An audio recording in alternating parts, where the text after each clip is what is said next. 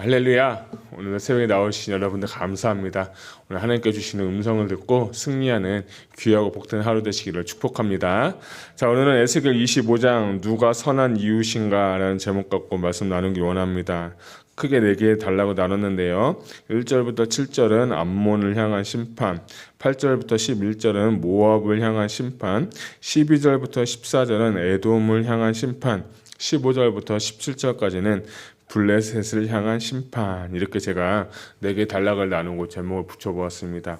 자, 우리가 이제 에스겔 좀 단락 구조를 좀 보게 되면 1장부터 24장까지는 에스겔의 환상을 받고 정말 그 하나님 말씀 듣고 이 남유다 백성들을 향한 그 예언들, 멸망 심판에 관한 말씀들을 비유를 통해서 참 많이 말씀을 나누었습니다.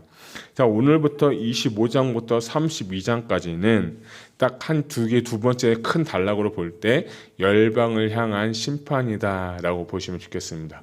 우리가 이사야서도 보고 예레미야도 보고 또 에스겔서도 보면서 계속해서 열방을 향한 심판인데, 오늘 25장은 4개의 나라가 나옵니다. 그리고 암몬, 모압, 에돔, 그리고 블레셋 이렇게 나오는데, 근데 이 25장에서 이 4나라에 대한 심판이 나오는데, 이 맑은 날에 예루살렘 높은 산에 오르면 다 동서남북으로 보면은 잘 보인다고 하는 거예요.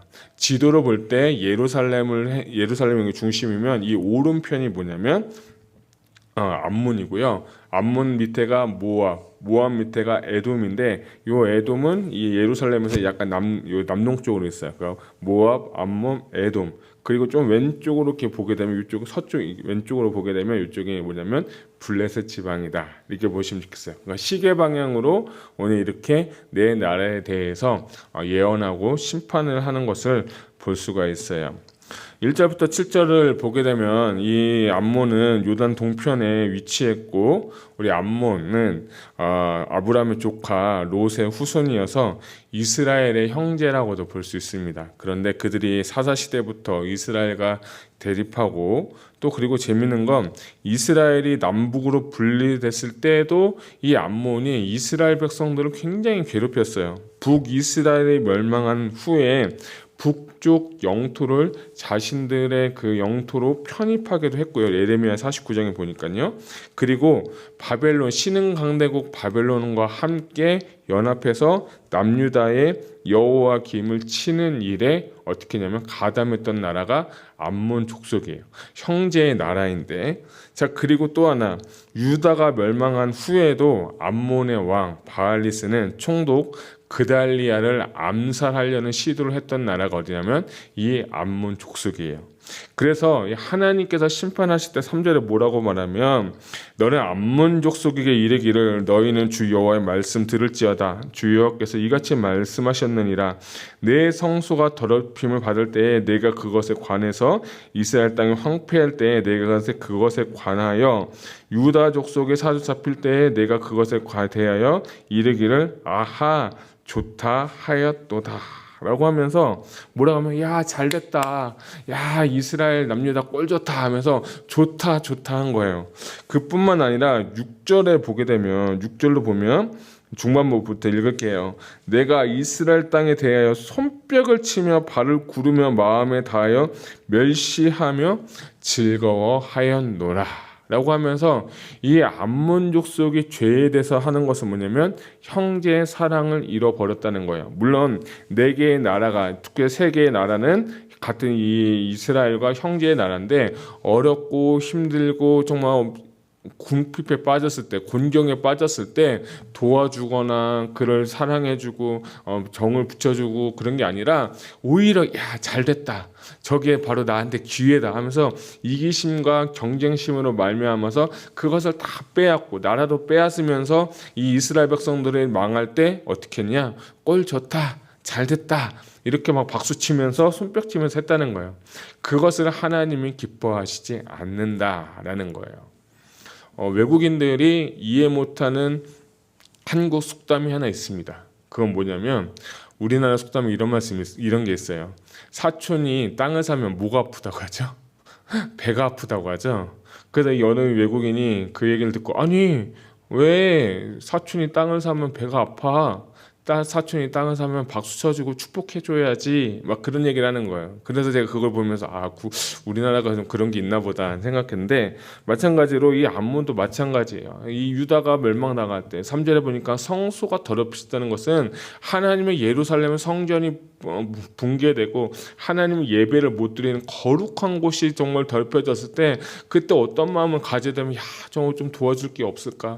저거 어떻게 하면 우리가 유다를 어떻게 살릴 방법이 없을까?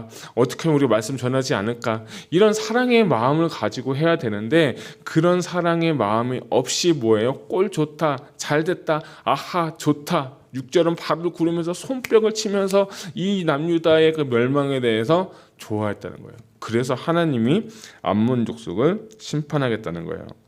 8절부터 11절은 모압 족속인데, 8절 보니까 주 여호와께서 이같이 말씀하셨느니라. 모압과 세일이 이르기를 유다 족속은 모든 이방과 다름이 없다 하도다 라는 거예요.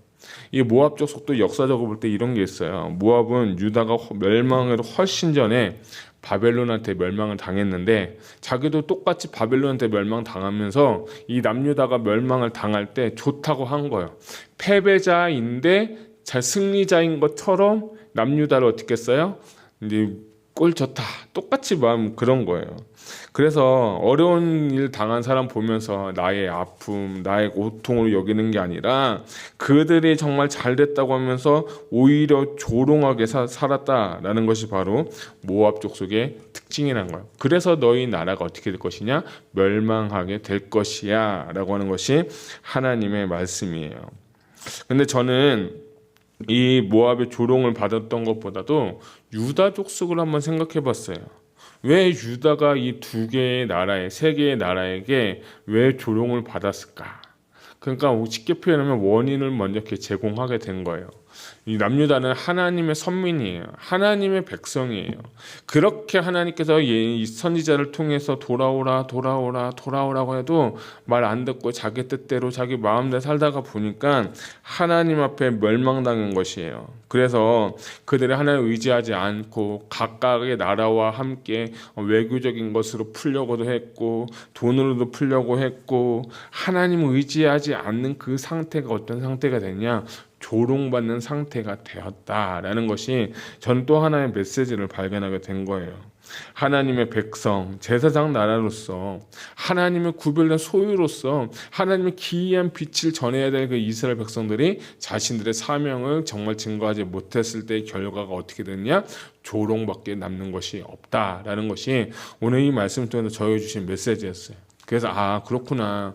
우리가 하나님 주신 사명, 우리 교회 주신 사명, 저에게 주신 사명을 우리가 정말 힘들고 어려워도 최선을 다해서 하려고 애쓰고 노력하게 되면 하나님은 알아주시고 정말 영광을 받지만, 우리가 그 사명을 잃어버릴 때의 결과는 어쩌면 조롱과 비난이 될 수 있겠구나 하는 것을 제가 발견하게 되었습니다. 여러분, 우리는 하나님께서 주신 사명에 반응하면서 오늘 하루 살기를 소망합니다. 자, 12절부터 14절은 이제 에돔에 대한 것인데, 에돔은 에서의 족속이죠. 에서는 누구냐면 야곱의 형이죠. 야곱의 족속 에서의 형제 에서의 그 후예들이 바로 에돔 족속인데, 이 에돔은 다윗 시대 때 다 수비를 두면서 다 정복시켰어요. 그리고 홍해로 가는 무역로와 광산을 또 확보하기도 했어요. 그런데 이스라엘이 분열된 후에도 유다가 정말 영향력을 지속해서 에돔은 그렇게 심하게 어려움 당치 않았어요. 그런데 유다가 멸망할 때 남동쪽에 있다고 했죠. 그 사람들이 에돔은 방비할 여력이 없을 때 유다의 남쪽 지역을 어떻게 했으면 습격을 했고, 뿐만 아니라 바벨론에게 패해서 이스라엘 백성들이 바벨론을 쫓아가는데 유다 백성들을 습격하고 원수에게 넘기게 했습니다. 이것은 오바다에 있어요. 그래서 이 결과 13절 보니까 에돔은 남쪽 경계인 대만에서부터 북쪽 경계인 드단까지 다 하나님 앞에 심판받을 것이다 라고 하는 것이 바로 에돔을 향한 심판이에요. 15절부터 17절은 마지막으로 블레셋이죠. 블레셋은 지금 현재 나라로 하면은 이제 이스라엘 있고 그 밑에 가자 지구 이렇게 보시면 좋겠습니다.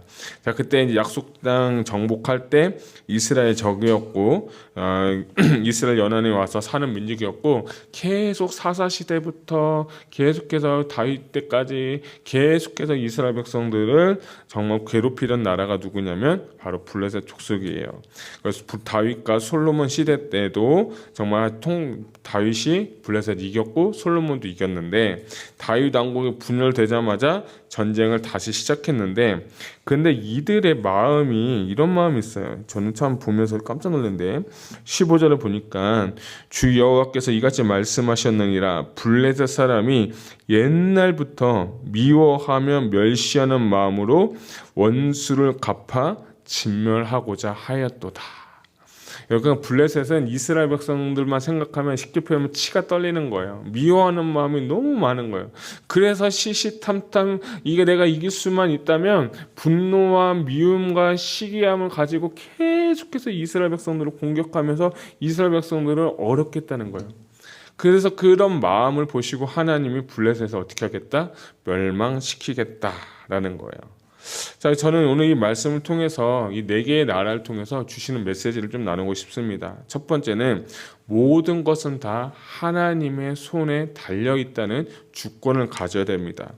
25장에는 하나님을 안다라는 내용이 4번이나 나와요. 7절, 11절, 14절, 19절에 하나님을 안다, 여호와인 줄 알리라 라는 거예요. 그래서 모든 열방이 하나님을 알게 될 것이라는 그것을 또 이 25장에서도 나옵니다. 계속해서 우리가 1장부터 24장 보면 그들의 여호와인 줄 알리라, 그들의 여호와인 줄 알리라는데 그게 남유다만 있는 것이 아니라 오늘 25장에도 보게 되니까 내 나라가 멸망을 당할 때마다 각 단락의 마지막 때마다 그들이 나를 여호와로 알게 될 것이다.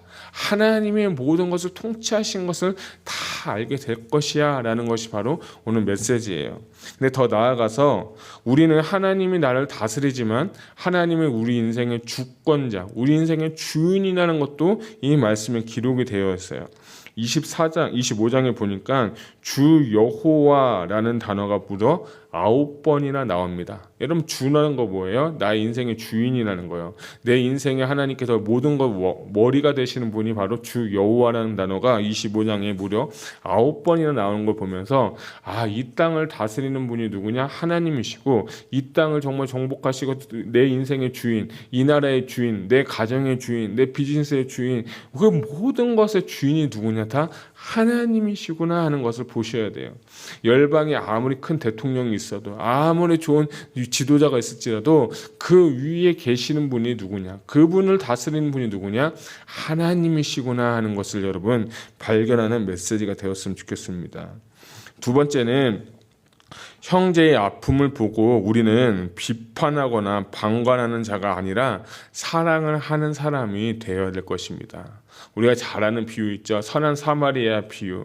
얼마나 참 그걸 보면서 우리 주님은 말씀하시는 거예요. 누가 그들에게 이웃이냐라고 할 때 사마리아인이 그 병든 사람을 고쳐주었을 때 그가 진짜 이웃이다라고 한 거예요.